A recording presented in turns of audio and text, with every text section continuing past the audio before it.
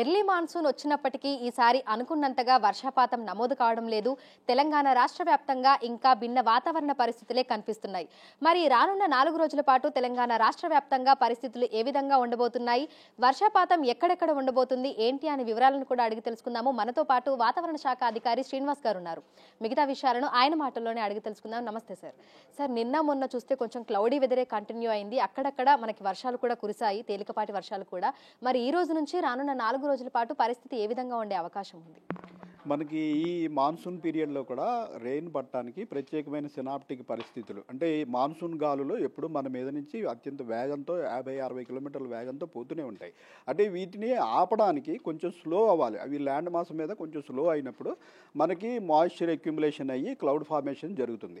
లేదా అదే స్పీడ్ తోటి అవి పోతున్నట్టయితే మన మీద నుంచి పోతున్నప్పటికీ మనకి వర్షం పడదు. అలా ఆపేవి సినాప్టిక్ ఫీచర్స్నే మనం ఈ అల్పపీడనాలు, ద్రోణులు ఇటువంటివి అంటాము. ఇవి ఎక్కడంటే మనకి తూర్పు కోస్తా తీర ప్రాంతంలో, పశ్చిమ మధ్య బంగాళాఖాతంలో జనరల్గా ఈ సీజన్లో ఏర్పడుతుంటాయి. అవి ఏర్పడినప్పుడు ఈ వేగంగా వచ్చిన గాలులు అక్కడ అపసవ్య దిశలో తిరగడం ప్రారంభిస్తాయి. ఆ లో ప్రెషర్ చుట్టూ అపసవ్య దిశలో తిరగడం ప్రారంభించినందువల్ల వెనకాల నుంచి వస్తున్న గాలులు కూడా ఒత్తిడికి గురయ్యి స్లో అవుతాయి. ల్యాండ్ మాస్ మీద స్లో అయ్యి మనకి క్లౌడ్ ఫార్మేషన్ అయ్యి జనరల్గా మనకి రెయిన్ పడుతుంది. ఇది సినాప్టిక్ ఫీచర్స్. ఈ సినాప్టిక్ ఫీచర్స్ ప్రస్తుతం మనకి ఈ మాన్సూన్ ప్రారంభమైన దగ్గర నుంచి పశ్చిమ మధ్య బంగాళాఖాతంలో ఒక్కసారి మాత్రమే చిన్న అల్పపీడనం ఏర్పడి, అది కూడా ఒక్క రోజులో మళ్ళీ నార్త్ వెస్ట్ బేలో కలిసిపోయింది. సో ఇక్కడ కంటిన్యూ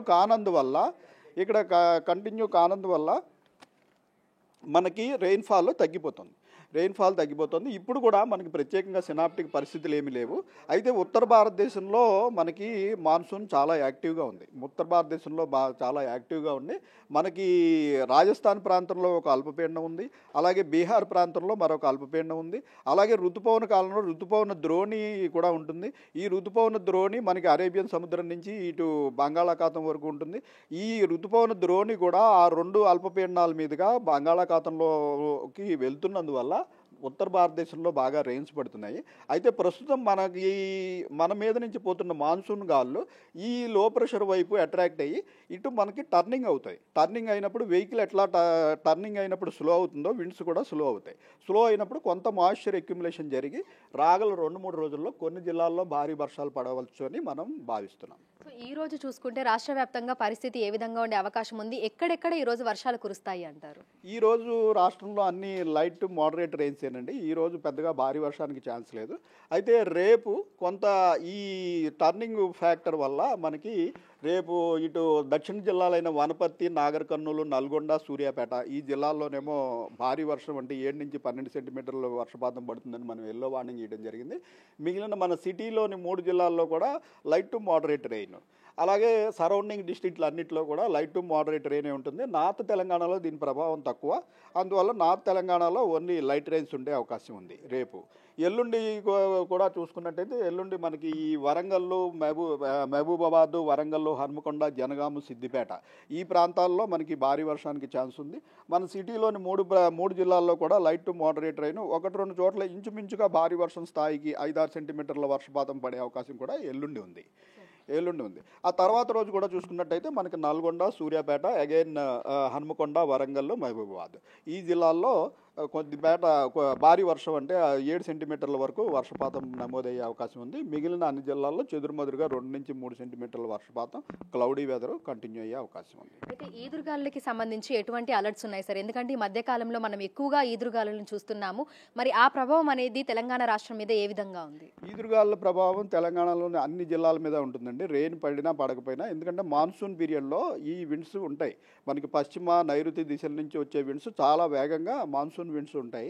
సో అన్ని జిల్లాలకి కూడా మనం గత 10-15 రోజుల నుంచి కూడా 30-40 కిలోమీటర్ల వేగంతో వర్షం పడినా పడకపోయినా ఈదురుగాలు అయితే కంటిన్యూ అవుతాయని అన్ని జిల్లాలకి మనం వార్నింగ్ ఇస్తూనే ఉన్నాం. అయితే రైతులకి సంబంధించి ఎటువంటి సూచనలు జారీ చేస్తున్నారు? అక్కడ ఉన్నటువంటి అధికారులతోటి ఏ విధంగా సమన్వయం అవుతున్నారు? మనకి రైతులకు సంబంధించి ఈ వర్షాభావ పరిస్థితుల్లో ఏం చేయాలి, ఏ పంటలు మార్పిడి చేసుకోవాలి, దీనికి మనకి ఐఎండి వ్యవసాయ విభాగం కూడా ఉందండి.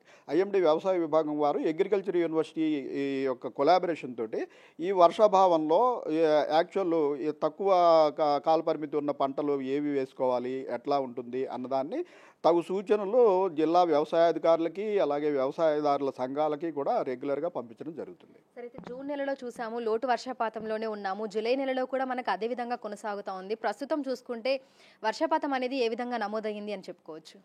మనకి జూన్ నెలాఖరికి మనకి ఇంచుమించు 25% లోట్లో ఉందండి రాష్ట్ర వ్యాప్తంగా చూసినట్టయితే.